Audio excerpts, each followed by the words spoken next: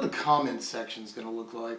What's up, my wizards? Dev from SBMTG plays down there. We got decks! Today, a fun detour from the schedule to celebrate Senator Sanders' recent win in the New Hampshire primary. Gotta do it now because I'm not sure there's gonna be any more primary wins to celebrate, but here's hoping I'm wrong. I know it's probably not the best idea to bring in political leanings into an MTG YouTube channel, but even if you think that I'm some kind of communist hippie libtard and you've already disliked the video, stick around because we got a burn deck for you here. And burn decks are cool. Conservatives like to burn things. I've actually been told that I look like a young, fat Bernie Sanders. I think it's because we both have weird hair.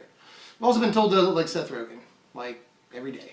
Why play a burn deck in this standard though? I actually think it's entirely viable, and it punishes the use of fetch lands, which people are using a lot. And we've got like 7 one-mana ways of dealing with Jace like the turn he hits the board, because we are sick and tired of losing to the 1% who can afford Jaces and fetch lands. And we can make a burn deck for like under $100 in this standard, which is fine, because I think Bernie would want it that way. I'm going to start with the spells first, not the creatures like I normally do. The spells are vital to a burn deck, so let's go ahead and do that, and I'll talk about those 1-mana things that take out Jace first. We're playing 4 copies of Wild Slash and 3 copies of Fiery Impulse. 4 Wild Slash because I want to maximize the number of things that we can use to deal damage directly to them, which, as far as just the spells go, is something like 10 different spells. But all of our spells can burn them in some way or another, save for 1, which I'll get to in just a second. But honestly, obviously too, these are just very early game things that take out small creatures, which is what burn decks want to do. Or, in case of Wild Slash, can hit them right in the face, which is really what burn decks want to do. Another 1-mana spell we're playing here is just 2 copies of Expedite, and there are multiple reasons for doing that. Works really well with pretty much all of our creatures, except for Monastery Swiftspear, but we still get the Prowess trigger off of it. That's cool. We still draw the card.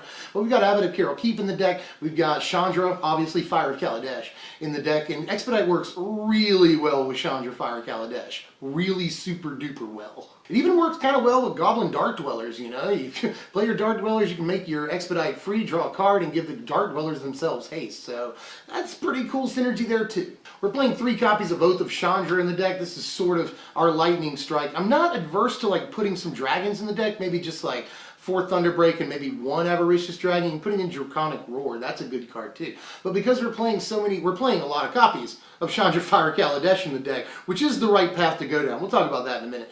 But because we're playing so many of her, I think Oath of Chandra is the better card. We get that extra 2 damage when we flip a Chandra, which actually is really important, it turns out.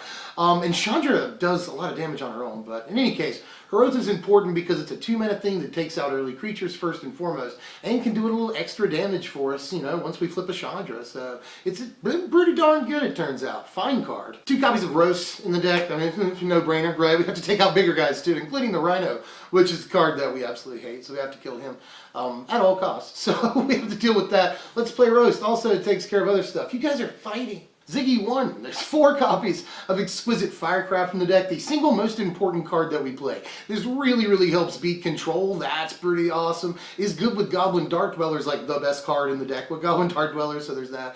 And just 4 to the face is ridiculous. And of course we can kill creatures with it too. It's a great form of removal. But this is the #1 thing that can just smack them in the jaw line and just take them out. Like honestly, Exquisite Firecraft is going to win you a lot of games. It is the burn card in the deck, and the whole reason I think that a burn strategy is even really viable. We didn't have this card in the format, we'd be more or less done as far as this goes, but the card makes the whole thing viable. 2 copies of Touch of the Void in the deck. This is just another thing we can squeeze in that can hit them in the face. That's important. And it can take out Hangerback Walker without it splitting into a bunch of tokens, which is actually kind of important in this format. Bye, Ziggy. Love you. But that's important. But just the fact that it hits him in the face is another reason I want the card. There's just not really a ton of options in Standard for that right now, and this is one of the better ones, especially considering that it can do other stuff, you know. Killing Hangerback Walker is a big deal. And dealing with some creatures forever, you know, exiling them is actually a big deal. We've got, you know, Den Protectors and Tassigers in the format, and Deathness Raptors in the format, you know, really good against that too. So yeah, Touch of the Void is actually pretty fine.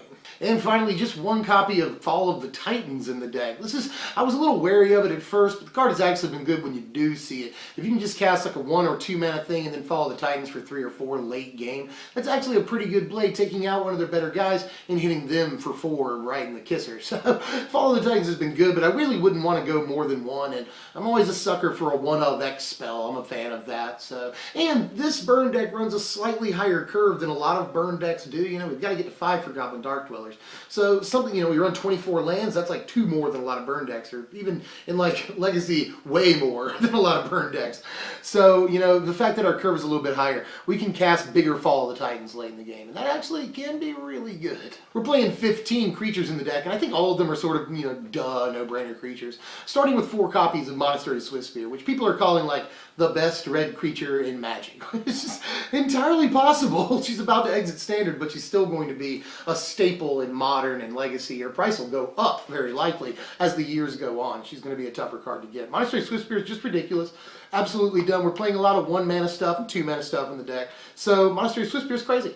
Can do a lot of damage over the course of the game for us. We play her turn 1, she can really dole it out over the course of the next 3 or 4 turns. 4 copies of Abbot of Carol Keep, for, I mean, obviously, right? It's just probably one of the better creatures we could play, you know, and still stay around budget, you know. Play 4 of these and still stay under $100 pretty easily, but Abbot works really well with Expedite. I've already mentioned that, you know, 3rd turn, Abbot into an Expedite, give the Abbot haste, swing 3, draw a card. That's not bad. But also with just like Wild Slash and pretty much anything that we're running, because our highest curve is 3 in just the spells. So, you know, pretty cut and dry here. You play Abbot of Carol Keep. Why wouldn't you do that? 4 copies, full playset, hear me out, of Chandra Fire Kaladesh. In this deck, you actually totally want this. First of all, obviously, you can have a Planeswalker Chandra and the creature version of Chandra out on the battlefield at the same time, which can lead to, you know, you deal 3 damage in 1 turn with the creature version of Chandra, you deal 2 damage with the Planeswalker Chandra. When you flip the creature version of Chandra, you get rid of the one you've already used, and you can deal another 2 damage. That's 7 damage in 1 turn. It happens more reliably than you might think, especially considering we're playing 4. We're playing so many small spells in the deck, you know, low-cost things. We can flip this relatively easily. We have Expedite to help us flip it. Helping us draw that card is a big deal. And we're playing Seagate Wreckage in the land base, and that'll help us, drastically help us, draw some cards so that we can more easily flip a late Chandra. But having 4 copies is great, especially with Oath of Chandra too. That'll give us more chances of dealing that 2 damage when we flip a Planeswalker. So I'm totally down for playing all 4 copies in the deck. I'm totally serious. Not to mention too that she's a lightning rod and she can get removed fairly easily, so 4 copies makes a lot of sense. And we're playing 3 copies of Goblin Dark Dwellers to finish off the main deck here. Dark Dwellers is just, again, super obvious, right? We're playing everything from Exquisite Firecraft on down, so we're guaranteed to get an amazing target once we do play our Dark Dwellers. And I'll play all 3, and I thought about playing a playset, but I just don't want to go, I don't want to risk this being dead in the hand. You know, we're playing 24 lands, which is enough to get to 5 pretty reliably, don't get me wrong, but I just don't want this clogging up my hand, you know. But once we can play it, if we play one turn and then another the next turn, that can actually be pretty good. But I just didn't want to go the full 4 of here. But still, obviously the card is vital to the deck, you know. If you can just get an Exquisite Firecraft off of this, that's ridiculous. I've already mentioned it has good synergy with Expedite. Touch of the Void is even a decent card to get off of this. And you got a 4/4 body with Menace at the end of the day too. So play Dark Dwellers. 24 lands in the deck, and even our lands can do damage. We've got Blighted Gorge in there to deal some extra damage and activate the Seagate Wreckage for us. And multiple Seagate Wreckages can activate them, you know, help activate another Seagate Wreckage. So Seagate Wreckage is, I've already mentioned this, but just an amazing card for the deck. Burn runs out of options and really sort of needs to replenish its hand very quickly. By the 5th, 6th turn, we'll just be completely out of cards. Sometimes by the 4th turn even. So it's something like Seagate Wreckage can really help us restock, and that's important. Here's our sideboard right here, and notice that we can get super extra burning in our sideboard. We've got Twin Bolt in there, we've got Arc Lightning, and Arc Lightning is sort of a form of mass removal against the tokens decks, and some aggro variants. You know, mostly a Target Red, we can take out 2 guys with an Arc Lightning fairly reliably. Good card, or can just deal 3 to the dome against, you know, control decks and things like that, mid-range decks. So that's also good too. Arc Lightning's been really good. I just wanted to spotlight it.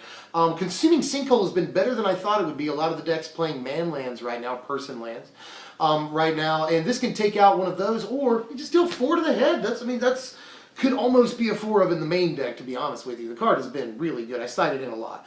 And then the obvious Scab Clan Berserker to finish things off. Sort of our copy of Eidolon of the Great Revel. Not as good, but still, we need to play it for that reason and that reason alone. And here are your power rankings right here. A final score of 65. That's pretty good for a deck. That's under $100. I mean, mid-60s is really where you start getting into sort of viability. Especially at F&Ms and stuff, that's not bad at all, 65. Especially for how little the deck cost you. We just got good scores on a lot of different things. We've obviously got a lot of defense. We're playing some fairly powerful cards. We're a speedy deck when we want to be. I mean, our creature suit is super speedy, and we can make them fast with all of our spells. So, yeah, honestly, the deck scores pretty well in a lot of categories and is kind of an underdog, just like my buddy.